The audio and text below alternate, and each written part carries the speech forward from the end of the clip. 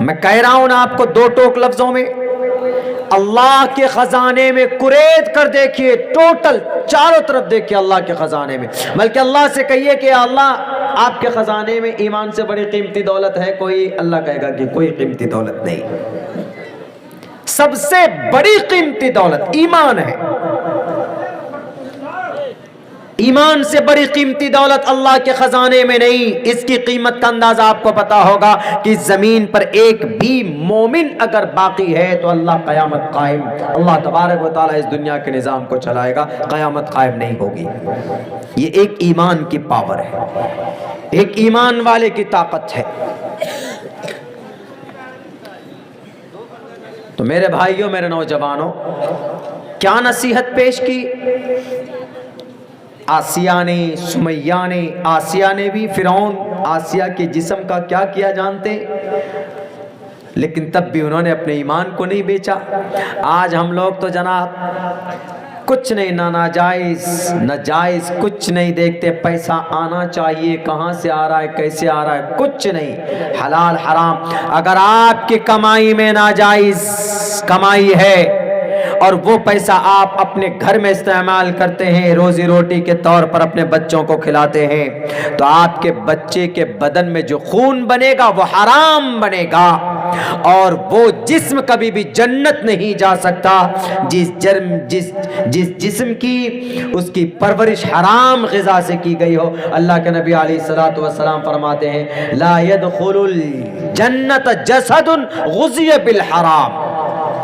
بےایمانی کر کے اگر آپ نے اپنے بچوں کی تربیت کی، سود کے پیسوں سے آپ نے اگر اپنے بچوں کی تربیت کی، میری عادت ہے حق بات بولنے سے ہم کبھی چوکتے اور ٹوکتے نہیں ہیں، کسی بھی بھارت کی کسی بھی علاقے میں ہو، حق بات ہے تو کہہ دینا چاہیے، حق بات کو چھپانی نہیں چاہیے۔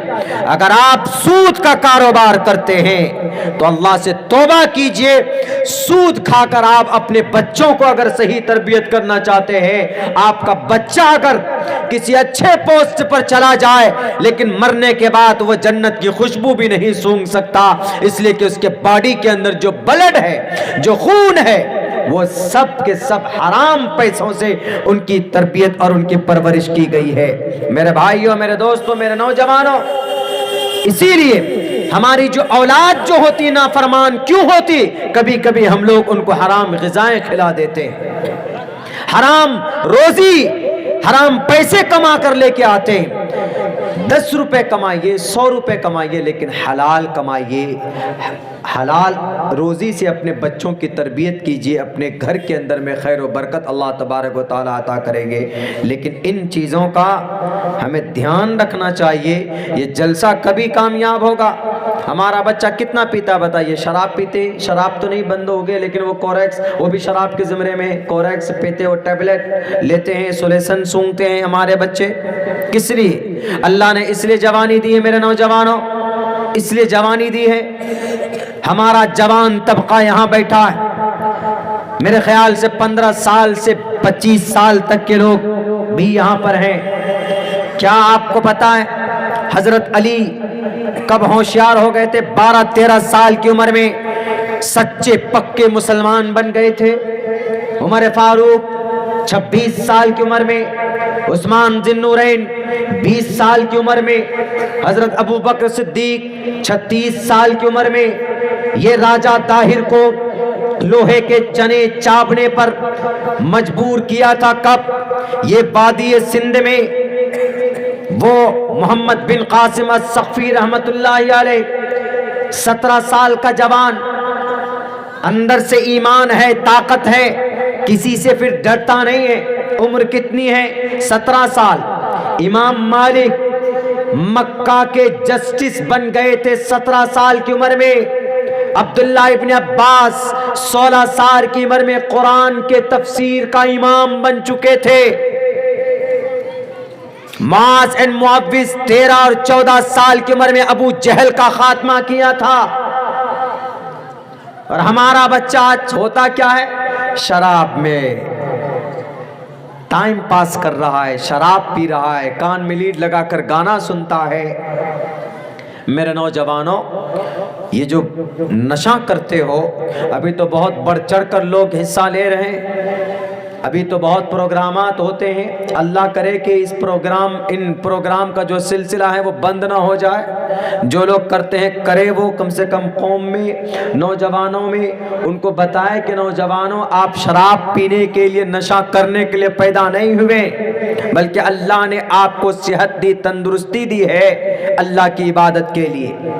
جوانی کی عبادت اللہ کو زیادہ محبوب اور پسند ہے نا، بڑھاپے کی کم ہے۔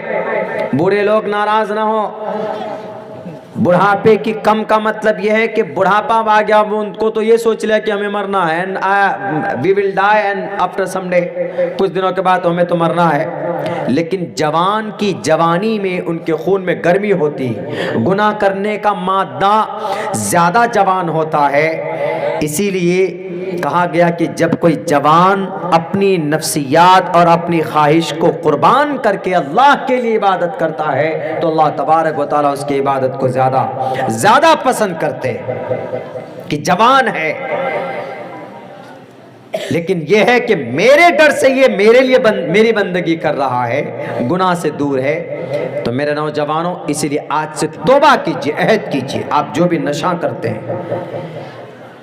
اس کے بارے میں آتا ہے کہ اگر کوئی نوجوان شراب پی کر آتا ہے، مفتی صاحب سے پوچھ لیجئے گا، شراب پینے کے بعد کسی برتن کو آپ ہاتھ لگاتے ہیں نا، کسی گلاس کو، گلاس ناپاک ہو جاتا ہے فوراً شراب پینے کے بعد۔ سور not allowed to eat the meat of pig. It is prohibited by the Quran and Sharia. اسلام میں سور کا گوشت حرام ہے، نہیں کھا سکتے آپ، نجس العین ہے، ناپاک ہے۔ لیکن اگر کوئی مسلمان کا بچہ کھا کر آ جائے، اللہ کی طرف سے منع ہے، نہیں کھا سکتے، اجازت نہیں، لیکن کھا کر آ جائے تو اللہ کے نبی فرماتے ہیں کہ سور کا گوشت کھانے والا، وبال اللہ کی طرف سے صرف کھانے والے پر ہے جو نوجوان کھایا ہے۔ لیکن اگر کوئی نوجوان سماج میں کوریکس پی کر آ جائے، محلے میں سماج کا کوئی لڑکا ٹیبلٹ اور سولیسن سونگ کر آ جائے، نشے میں دھت ہو کر شراب پی کر کوئی جوان آ جائے، تو ایسی صورت میں کیا ہوگا؟ اگر کوئی جوان آتا ہے تو اللہ کی طرف سے وبال صرف جوان پر نہیں ہوتا، آس پاس کے ٹوٹل اس پورے محلے والے کو اس کی شراب پینے کی وجہ سے اس کا وبال بھگتنا پڑتا ہے۔ یہ اتنی خراب چیز ہے، اللہ کے نبی فرماتے ہیں وَلَا تَشْرِبِ الْخَمَرِ، نشہ مت کرو، شراب مت پیو، اس لیے کہ فَإِنَّهَا مِفْتَاحُ كُلِّ شَرٍ، تمام برائیوں کی جڑ اگر کسی میں ہے تو شراب میں ہے۔ آپ کوئی کام نہیں کرتے، سمجھتے ہیں کہ بھئی یہ کام ناجائز، لیکن جب آپ شراب پی لیں گے تو آپ کے لیے کرنا آسان ہو جائے گا۔ کیوں؟ آپ کی عقل ختم ہو جاتی۔ شراب پینے کو اللہ نے کیوں حرام قرار دیا؟ اسی لیے حرام قرار دیا ہے کیونکہ شراب پینے کے بعد، شراب سب سے پہلے اگر کسی چیز کو ڈیمیج کرتی ہے تو انسان کا جو سینس ہے، انسان کی جو سوچنے کی اور دیکھنے کی جو صلاحیت ہے، اس کے اوپر سب سے پہلے شراب حملہ کرتی ہے اور آدمی کی عقل معوف ہو جاتی، آدمی کی عقل ختم ہو جاتی۔ آپ دیکھیں گے کہ شرابی جب راستے پر چلتا ہے تو وہ اٹک مٹک کر چلتا ہے، کبھی اس راستے سے میں جاتا ہے، کبھی اس راستے میں جاتا ہے، کیونکہ اس کو ہر راستہ دو راستہ نظر آتا ہے، اس کی سوچنے کی، سمجھنے کی صلاحیت ختم ہو جاتی ہے، وہ کچھ بھی کر سکتا۔ اس لیے اللہ کے نبی علیہ السلام فرماتے ہیں کہ فَإِنَّهَا مِفْتَاحُ كُلِّ شَرٍ، تمام برائیوں کی جڑ اس شراب کے اندر ہے۔ اس لیے نوجوانوں، یہ جو نشہ مکت ابھیان چل رہا ہے، جو لوگ کرتے ہیں، کرا رہے ہیں، ہم تو کہیں گے کہ بھئی اللہ آپ کو جزائے خیر دے، لیکن جوش میں نہیں، ہمیشہ استقامت کے ساتھ کرتے رہیے کہ نہیں ابھی جوش میں کر رہے ہیں، اب کرنے کے ساتھ ساتھ اپنے گھر کے اندر بچوں کی بھی تربیت کرتے رہیے۔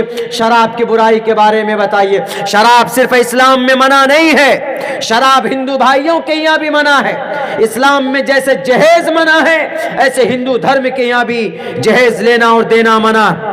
जहेज की वजह से बेटियों का अपमान होता है, और बेटियों के अपमान के बारे में वेदात में एक मंत्र पढ़ा जाता है, यत्र नारयस्तु पूजन्ते रमन्ते तत्र देवताः, कि जिस घर में, जिस इलाके में, जिस समाज में बेटी की इज्जत नहीं होती है, उस समाज के अंदर में ईश्वर की कृपा नहीं होती।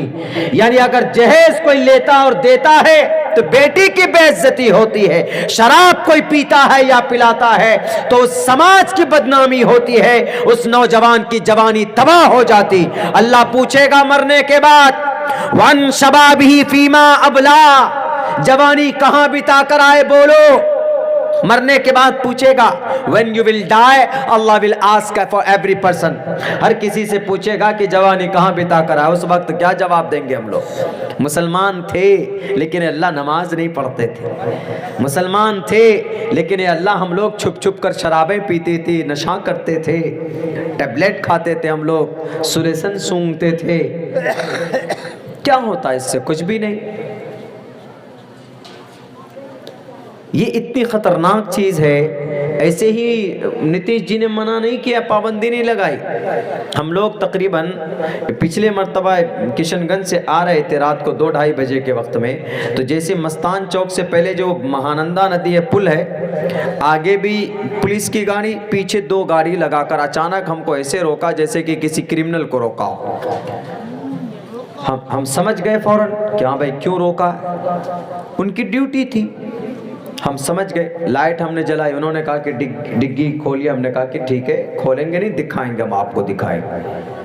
उससे पहले 2 मरतबा हमको रोक चुका था। तो उन लोगों की जिम्मेदारी, कहीं शराब तो सप्लाई नहीं हो रही। क्या बोला वो? बोला क्या मौलाना, it's my job, it's my duty, ये हमारी जिम्मेदारी है, सरकार की तरफ से ऑर्डर है। यानी सरकार ने ये कहा कि शराब किसी को मत पीने दो। क्यों? शराब बुरी चीज़ है, शराब से घर उजड़ जाता है, शराब की वजह से बीवियों में तलाक हो जाते हैं। और आजकल हम लोग वही, तलाक का भी एक गलत रिवाज है हम लोगों के बीच में। क्या? थोड़ी सी बात हुई, 1 2 3, इसी तलाक के ऊपर पाबंदी है। मोदी जी की तरफ से जो पाबंदी लगी है वो इसी तलाक पे लगी। किस पे? 1 2 3 वाली तलाक पे। अगर कोई अपनी बीवी को तलाक दे देता है, तीनों तलाक देता है, तो अगर बीवी ने कंप्लेन कर दिया तो आप डायरेक्ट जेल में जाएंगे। और गवर्नमेंट की नज़र में 3 साल जेल में रहकर जब आप आएंगे तो आपका निकाह नहीं टूटेगा, कानून की नज़र में। अभी जो नया कानून बना, हालांकि इस्लाम की नज़र में निकाह ख़त्म। ये तरीक़ा गलत है, ये तरीक़ा बिल्कुल गलत है।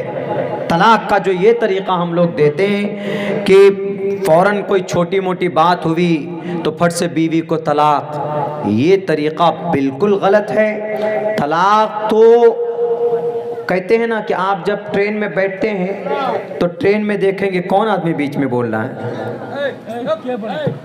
उनको खामोश कीजिए या तो कहिए कि उनको माइक दीजिए, वही बोलेंगे। आप बोलिएगा, उनको माइक दे दीजिए। नहीं, जो रज़ाकार हज़रात हैं, हाँ, समझा दें, ये साइड बैठ जाएं। जो लोग खड़े हैं आप लोग बैठिए।